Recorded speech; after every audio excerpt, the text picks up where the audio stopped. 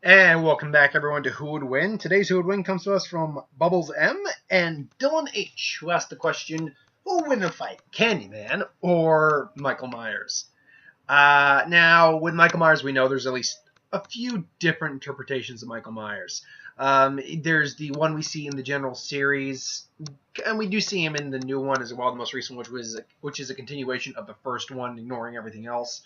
There is the Michael Myers we see throughout the majority of the Halloween franchise, who is technically a supernatural being at that point.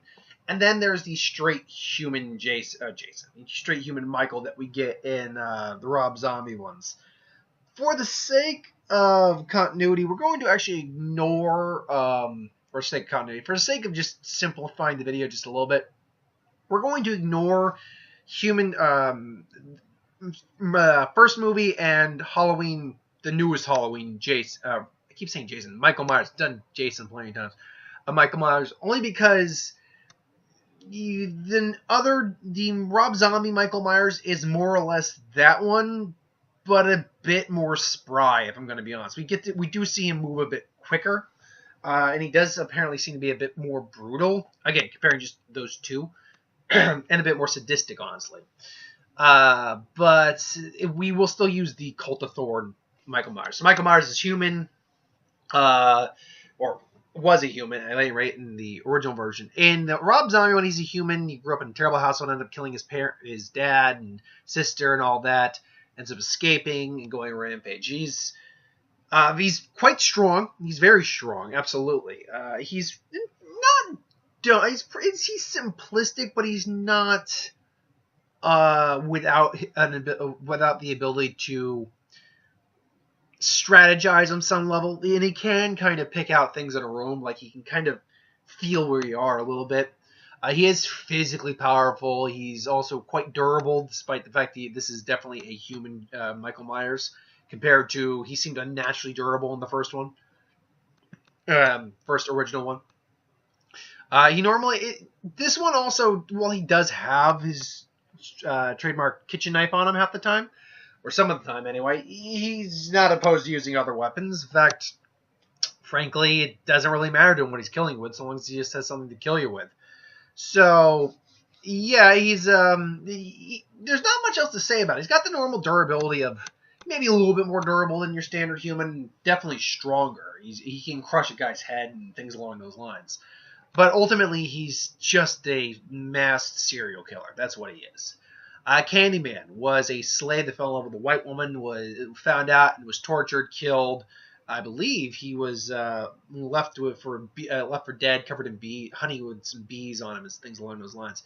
So it comes back as basically a spirit of vengeance when you say Candyman 3 times in the mirror. As Candyman, I believe he has a level of fire manipulation, if I'm not mistaken. He's technically has regeneration as well. The only way you could have theoretically killed him, let me actually get the Candyman up here real quick. I haven't done see, Michael Myers, Freddy Krueger, and Jason. They're all individuals I can do right off the. Let me get my finger snapping on that. Right off the top of my head, like that. Candyman's an obscure one, so or a more obscure one. Not that I haven't done him before. Character. There, come on, there it is. Character, Candyman character, Candyman. There we go. Whose name was actually Jake, I believe. Anyway, so Candyman, going by his actual biography based on at least the Villain Wiki, he's a brutal killer of an vengeful spirit. He has a tragic past compared to most horror icons, which arguably made him more sympathetic. As it was Clive Barker's early slasher icon Pinhead, as with them, he was intentionally designed to be very charismatic and articulate. So he does have a very good vocabulary. His real name, I believe, was Daniel Rubatail. But besides that, immortality, he's very intelligent, regeneration, superhuman strength, summoning swarms of bees, teleportation, flight, levitation, and invisibility. And again, it's not too notable. Not too many of his powers have actually been seen throughout the movies, but they know it. but it's well known that he is immortal because he's been around for centuries and does not age or needs food or water. He's able to teleport at fast speeds. Okay, that sentence makes no sense unless you're process of teleporting. When you teleport, you teleport. So as phase through walls. Okay, he basically becomes incorporeal. For wherever his victim is, he was there before they got there. He possesses superhuman strength, able to throw victims through walls with little effort. He's shown to have regenerative capabilities, which is shown when Annie ran out of the room. He has the power to summon a massive army of bees. He's shown some degree of telekinesis along with the ability to fly or levitate. And yeah, we see they have pictures on. You see him before he got killed, stung by God knows how many bees. He shows off what he actually looks like underneath, where he's basically gutted, just to be able to summon bees. Basically his entire cavity is like a beehive, more or less. Let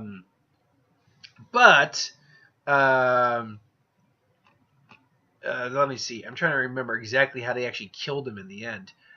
First, the film climax reveals more details about his genesis and the reason for it. The end dies when his mirror that was once his former lover's gift and his life breaks. But he does return from beyond the grave in the third one. Returns once again, this time during the eve of Day of Dead. He haunts a gallery, a distant relative of the Candyman, in order to claim his soul.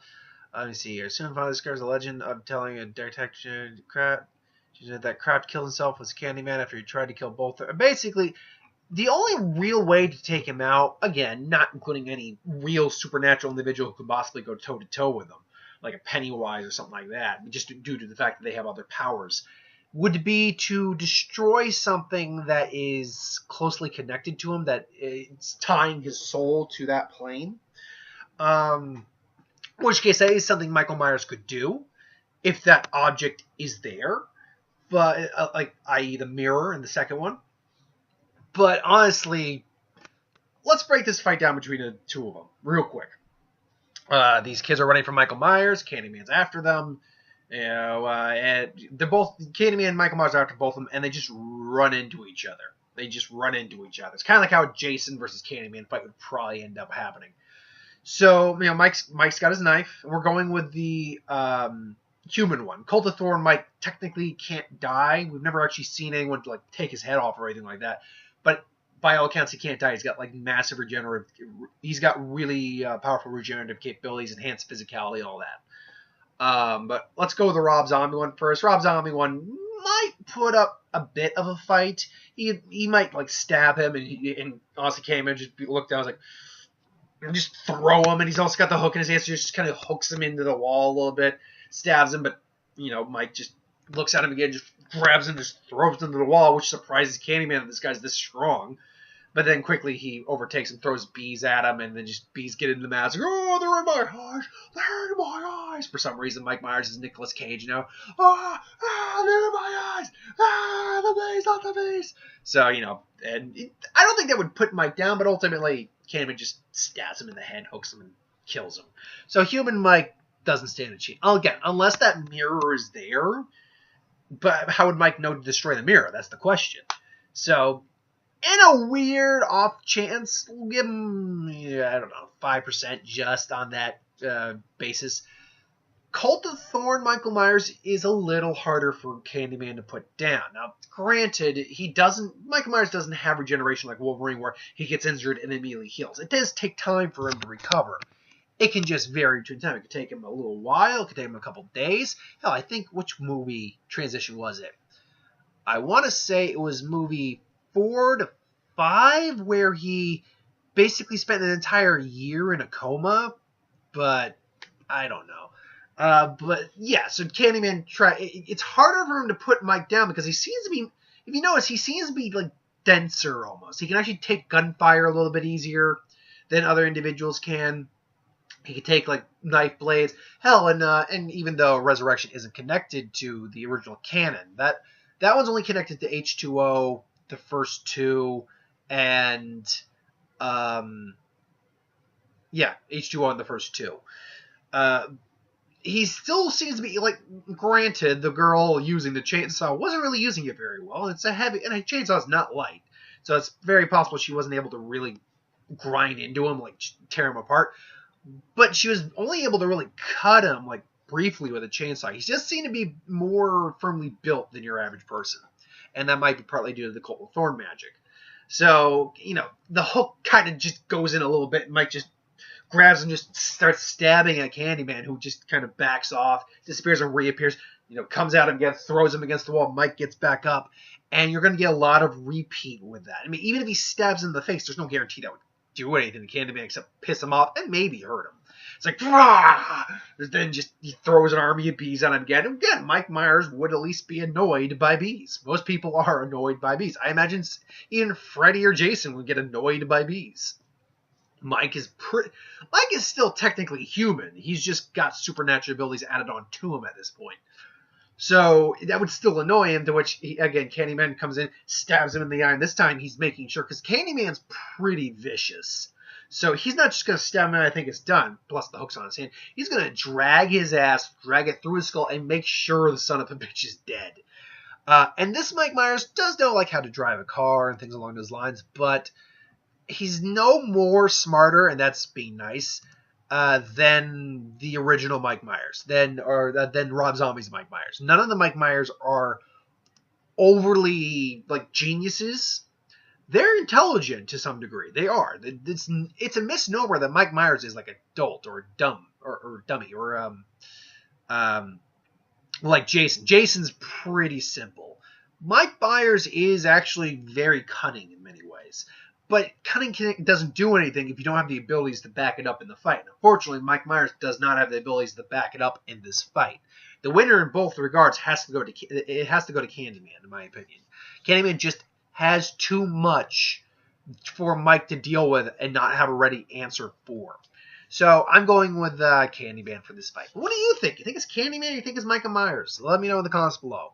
Thank you for watching, though. I hope you enjoyed. Like, comment, share, and subscribe. As always, if you want us to review something, put in the comments below. Let us know. We'll do a review of it at some point. Ideas for who would win, Star Wars, Superhero, Magic, What If, anything to do on the channel, put that in the comments below. Let me know. I'll get to that at some point. So I'll have What If also up. I'm going to record that in just a second. So thanks for watching. See you next time, folks.